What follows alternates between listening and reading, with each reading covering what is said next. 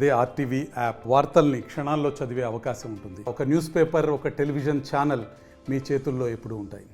కేంద్ర క్యాబినెట్ కేంద్ర ప్రభుత్వ ఉద్యోగులకి, కేంద్ర ప్రభుత్వంలో పనిచేస్తున్నటువంటి ఉద్యోగులు, ఉపాధ్యాయులకు అందరికీ యూనిఫైడ్ పెన్షన్ స్కీమ్ని వర్తింపజేస్తామని చెప్పి కేంద్ర క్యాబినెట్ ఆమోదించింది.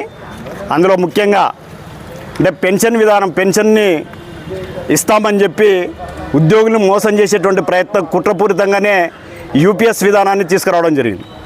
దాదాపుగా 2004 నుంచి ఎన్పిఎస్ నూతన పెన్షన్ స్కీమ్ ఏదైతే వచ్చిందో ఆ నూతన పెన్షన్ స్కీమ్ను రద్దు చేయాలని చెప్పి మళ్ళీ అన్ని రాష్ట్రాల్లో పోరాటాలు చేస్తూ ఉంటే మళ్ళీ ఈ రాష్ట్ర కేంద్ర ప్రభుత్వాలు రెండు కూడా ఎన్పిఎస్ విధానాన్ని కానీ సిపిఎస్ విధానాన్ని కానీ రద్దు చేయకుండా దానికి మరొక పేరు పెట్టి, అంటే ఈ రాష్ట్ర ప్రభుత్వం అయితే జీపీఎస్ అని పేరు పెట్టి, అదేవిధంగా కేంద్ర ప్రభుత్వం అయితే యూపీఎస్ అని పేరు పెట్టి పేరు మార్చి ఉద్యోగుల యొక్క సొమ్ముతో పెన్షన్ ఇస్తామని చెప్పి నమ్మబలికేటువంటి ప్రయత్నాన్ని యూపీఎస్ విధానాన్ని తీసుకురావడం జరిగింది.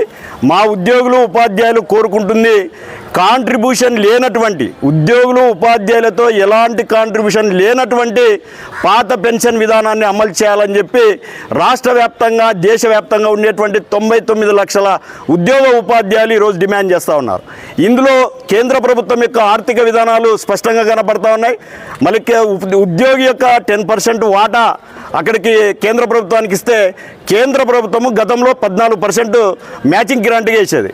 ఈ యూపీఎస్ విధానం తీసుకురావడం వల్ల ఆ 14% ఈరోజు 18.5%గా పెరిగింది.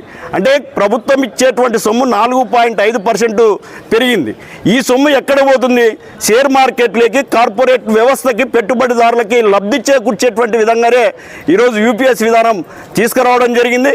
కాబట్టి మా ప్రధానమైనటువంటి డిమాండ్ మళ్ళీ 25 ఏళ్ళకి ఏదో పెన్షన్ ఇస్తామని చెప్పి, తర్వాత 10 మినిమం కనీస పెన్షన్ 10,000 కనీసం పెన్షన్ రావాలంటే ఆ ఉద్యోగి మినిమం 10 ఏళ్ళు పనిచేయాలి.